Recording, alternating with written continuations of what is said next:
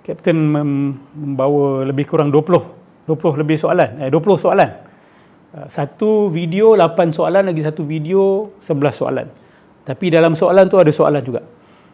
Dan kapten juga mengatakan bahawa sebenarnya jawapan dah ada dekat dalam soalan dia. Okey, dia nak beritahu bahawa he is actually not asking a question. Okey. Dia nak merefute saya, nak rat saya dalam bentuk bertanya soalan. Dalam bentuk bertanya soalan. Saya tak pasti kenapa dia melakukan begitu. Adakah kerana dia pun tak sure, adakah dia memahami pendirian saya dengan betul? Atau apa? Saya pun tidak pasti.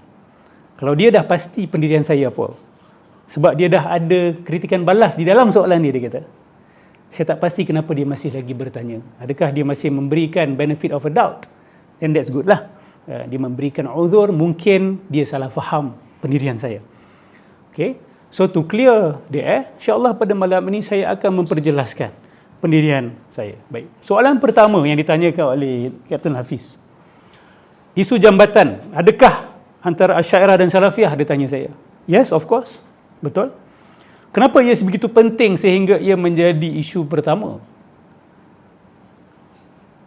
Bagi saya, kerjasama antara dua aliran ini penting dan masih penting. Sebab ada banyak persamaan sebenarnya. Begitu juga Asy'ariyah dengan golongan Sufi yang mungkin tak sedar bahawa mereka lebih banyak cenderung kepada Ibn Arabi, tetapi mereka tak sedar dari segi teologi implication. Dia punya fokus adalah pada penyucian hati. Kumpulan ini juga sepatutnya ada kerjasama. Kan? Kita tidak mahu buat perpecahan. Perkara yang kita boleh bersepakat, kita kena kerjasama. Dan saya tak ada masalah pun untuk kerjasama dengan sesiapa pun selepas ini. We don't have a problem with that. Golongan yang tak berapa cerdik, dia akan nampak tak akan kerjasama lagi kan, buang-buang masa. Itu yang kita kata small people, small hearted and small minded people. These people, sayangnya mereka yang paling bising. Kalau mereka duduk dekat tepi, tidak akan berlaku setegang ini. Tidak akan berlaku setegang ini. Jadi bagi saya penting. Adakah bagi Kapten Hafiz tak penting? Adakah bagi Kapten Hafiz cukup gerakan Salafiyah bergerak sendiri, selesaikan semua masalah umat dekat Malaysia ini sendiri? Bagi saya tidak ada satu kumpulan dekat negara ini yang boleh buat semua sendiri-sendiri. Akan ada banyak kerjasama yang kita perlu buat, sama ada kita suka ataupun tidak. Kalau benar kita melihat kepentingan agama ini lebih tinggi daripada kepentingan kumpulan kita, kita akan kerjasama. Tapi kalau kita first thing that we think about, kalau kita kerjasama dengan dia, kita akan angkat dia nanti. Kan? Kalau saya kerjasama dengan Kapten Hafiz nanti, seolah-olah macam saya endorse Kapten Hafiz.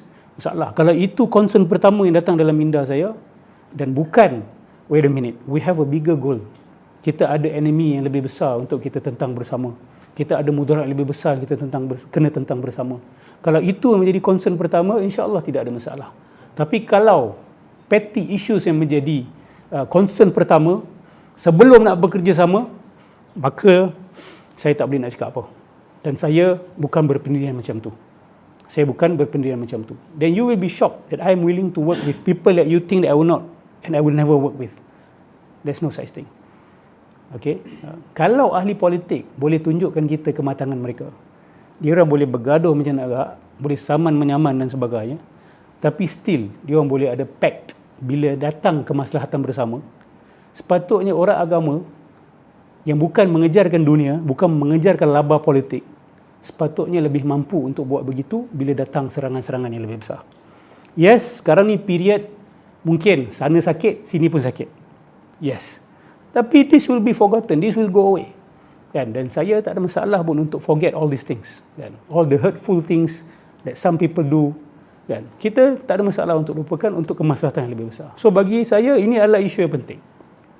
Kalau ada pihak menganggapnya tidak penting, tak ada masalah. Kita kerjasama dengan sesiapa yang nak bekerjasama. Siapa tak nak lah. Kan? Kita tidak akan menuntut kerjasama. Kan? If you do not want to work together, then you can go. We will work with someone else, no problem. Tetapi selagi mana kita boleh menjaga jabatan itu, kita jaga. Dialog-dialog, debate-debate, kritik-kritik itu perkara biasa. Kalau menganggap dialog, debate, kritik ini merobohkan jabatan, I will say grow up. Grow up. this will not stop. Even sect, intra-sect and intersect ni takkan stop. You may think that you may stop with us, but trust me, between yourselves, this thing will continue. And trust me, between Asy'ariyah pun akan ada intersect debate. Takkan setiap kali berlaku kritikan, debate, dialog keras saja, putus hubungan. Takkan macam tu. Itu dah macam budak-budak. I tak nak geng you, kan? I tak nak kawan dengan you lagi, kan? Saya tak nak kawan awak lagi. Saya ingat benda ni dah selesai waktu kindergarten, kan? Tapi dibawa, walaupun umur dah 30, 40 lebih, 50 lebih, masih dibawa sikap begini. Saya harap ini bukan sikap yang dibawa oleh Kapten Hafiz juga. Baik.